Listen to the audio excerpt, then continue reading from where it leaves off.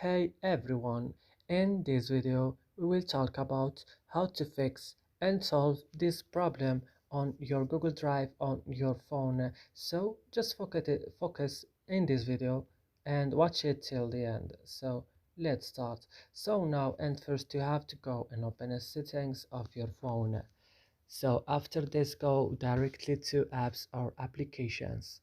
Here, as you see, we found all the applications that you have on your phone. So you have to search only for Google Drive.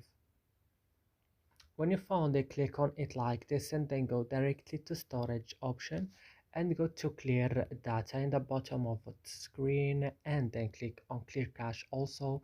And then what's next is to go in to Play Store and updating your Google Drive, and then you have to restart your phone and then go back and open your drive, and you will find that it's your problem be solved. So that's it. I hope this video is helpful for you. Don't forget to like, subscribe in our channel, and see you in another video.